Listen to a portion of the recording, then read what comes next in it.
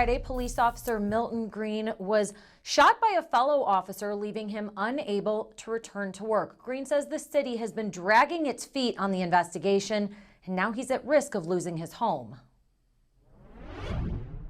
The moment he was shot, everybody knew that he was shot by a fellow officer. In June of 2017, a chase involving St. Louis police and a stolen car came to an end near Park and Astra in the city's North Point neighborhood.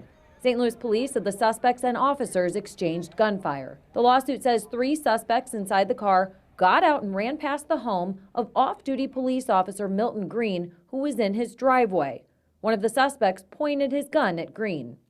Green drew his service weapon, identified himself as police, and told the suspect to drop his gun. The suspect ran.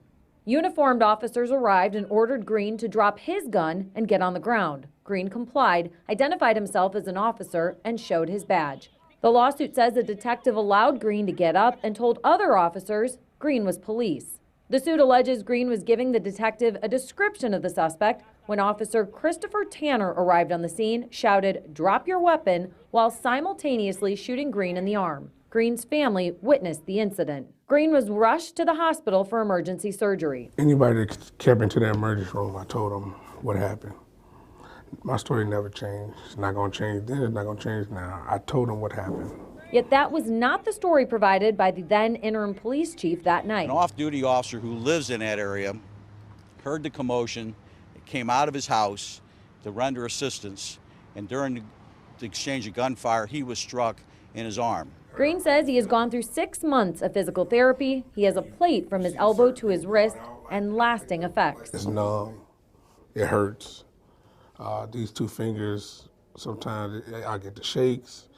I get shooting pains through it. He says he can't do simple tasks around the house, and he can't do his job. Can't carry a gun. Tried to squeeze it, can't squeeze it. Green became an officer to support his family and to make a difference in the community where he grew up. It was, if you could save one life that day, feel like you did your job, especially in the city of St. Louis. Now he's at risk of losing his home, and he isn't able to provide for his 4 children, who are still trying to make sense of what happened to their dad. I had my badge out, and they said, well, why did he still shoot you? Their trust is rough. They're scared. Green's attorney, Javad Kazali, says the city's unwillingness to meet with Green left them with no other options than to file suit. And instead of taking responsibility and backing Officer Green, the city has abandoned him. The city says it does not comment on pending litigation. 2 17-year-olds were arrested with that original incident, and 2 guns were recovered. Third suspect got away. Now, despite the police saying that these suspects were driving a stolen vehicle and fired multiple shots at police that night, the circuit attorney's office says the charges against the defendants were dismissed and the matter remains under investigation. Live from the Stiefel Theater News Bureau, Katie Kormann, Fox 2 News. The next clip that I'm going to talk about, and I'm going to cut this off because I'm going to talk about one more individual, but after this individual. The next clip I'm going to address is the clip with the St. Louis, Missouri police officer who was classified as black.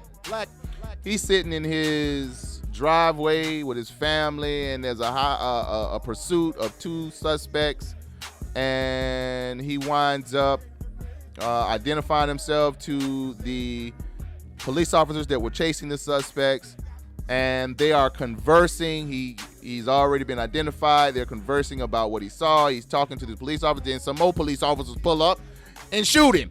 Talking about drop your weapon. So, he said he goes to the emergency room, and, he's impaired. He's hurt.